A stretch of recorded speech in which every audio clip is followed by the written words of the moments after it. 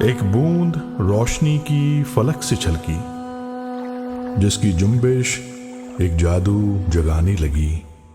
दूर रेत के दश्त और बादलों के पीछे से झांकता इन किरणों का देवता,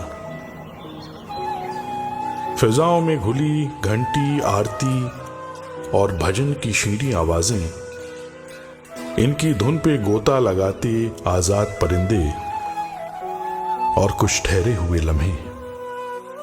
ये वो लम्हे हैं जिनमें न जाने कितनी सदियां अपनी सुध खोआई, जिनके जादू के आगोश में पूरी दुनिया समाई, जिनकी आहटों की सदा सुबह बनारस कहलाई।